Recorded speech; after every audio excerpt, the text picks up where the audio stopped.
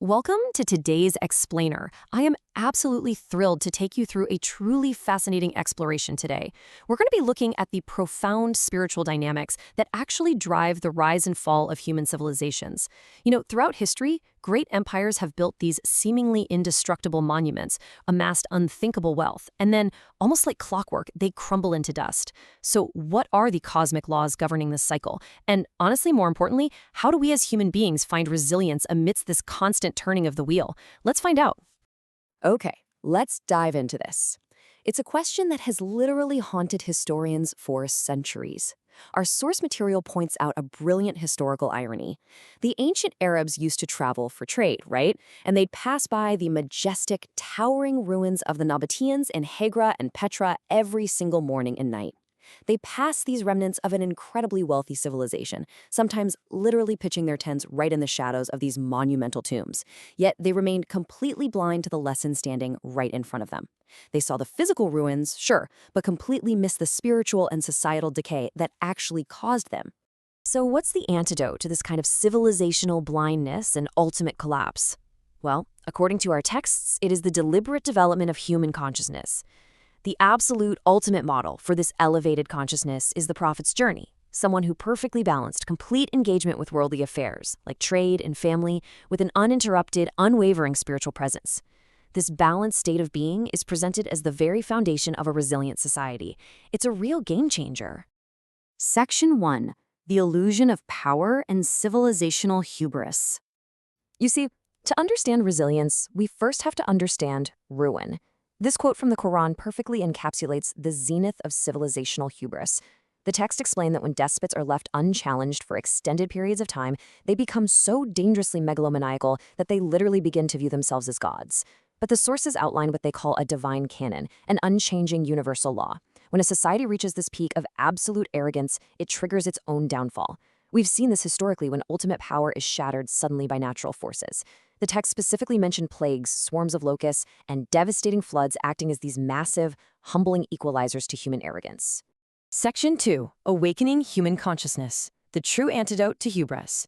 Now, what's really interesting about this slide is Ibn Taymiyyah's Barzakh theory regarding our nature. If macro-level arrogance ruins empires, what is the micro-level cure? Well, look at the top row, cosmic fitra. This means that every single atom, tree, and mountain exist in perfect, automatic harmony with the universe. They have no choice in the matter. It involves absolutely no volition. But look at the bottom row, human fitra.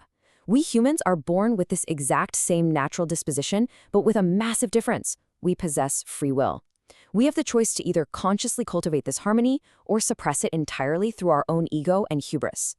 If we do choose to cultivate it, our sources map out a ladder of evolving consciousness. Let's walk up these steps together. It all begins with step 1, Islam, transcending the ego. The first absolutely crucial step to higher awareness is simply humility, surrendering our own arrogance so our minds are quiet enough to actually hear the truth. From there, it evolves into embodying that truth, then reaching a state of steadfast affirmation and absolute certainty. And finally, at the very peak, the rare station of prophethood. But you've got to remember, it all starts with defeating the ego. Section 3. The Prophetic Struggle. Finding Light in the Dark Ages. So what actually happens when awakened consciousness collides with a corrupt society? Let's follow the timeline of the Prophet's early ministry in Mecca.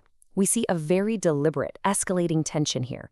For the first 3 years, from 611 to 614, the movement was entirely personal, an invitation reserved for the intellectual elite and incredibly open-minded individuals. Then, it expanded to the Prophet's immediate tribe for another 3 years. What is vital to understand here is that these first 2 stages laid an unbreakable, quiet foundation. By the time the message went fully public in 617, and the really heavy, violent resistance began in 619, that foundational community was already way too spiritually resilient to be destroyed. And this brilliantly illustrates the stark contrast between the 2 factions competing for the future of the society here. On one side, you have the Quraysh establishment, clinging tightly to wealth, relying totally on herd mentality, and just blindly imitating their ancestors. But on the other side, the early believers, defined by their sincerity, open-mindedness, and rationality. The Prophet deliberately built a community that completely dismantled the corrupt tribal system. It included slaves praying right next to freemen, and Arabs alongside non-Arabs. It was a radical restructuring of societal value based purely on consciousness, not class. But as we know, resilience isn't forged without intense trials. Our sources highlight a profoundly difficult period known as the interval of revelation. After those first beautiful revelations, the divine connection just suddenly stopped. For a long, grueling period, there was absolute silence. Just imagine the sheer psychological weight and the deep isolation the early Muslims heroically endured here. The Quraysh even launched a fierce media war, mocking the Prophet and chanting that he had been forsaken. It was the ultimate test of utmost patience. Their newly found faith was tested not just by physical persecution, mind you, but by the agonizing silence of the divine itself. Section 4. The Cycle of Civilizations and the Divine Canons. I want you to think about this incredibly powerful metaphor from the Quran for a second, because it perfectly anchors the abstract concept of the cycle of civilizations.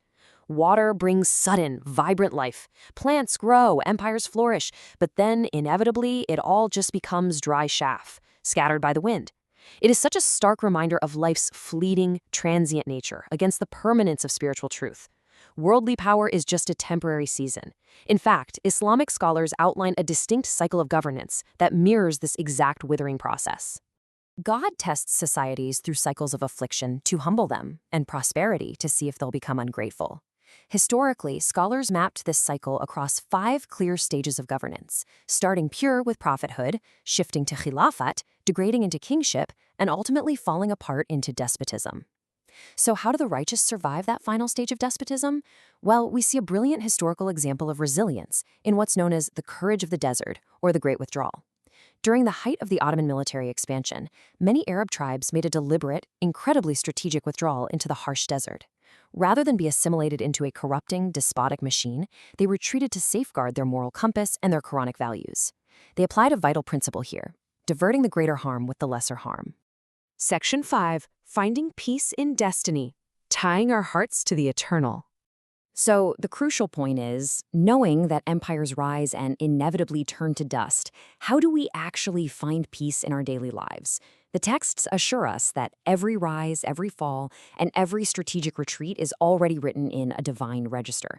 Because it's all part of a grand, deliberate cosmic design, the crushing anxiety we so often feel over worldly success and failure is, frankly, an illusion. We are only responsible for our conscious actions, not the ultimate cosmic outcomes. Which leaves us with this profound final thought to reflect on.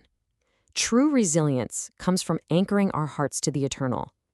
It's remembering this cycle so that you not despair over what has eluded you, nor gloat over what you gain. When we truly understand this, we don't ever have to despair over the ruins of time. So I'll leave you with this. What would change in your life today if you truly internalize this? Thank you so much for joining me on this explainer. Keep learning, stay curious, and I'll see you next time.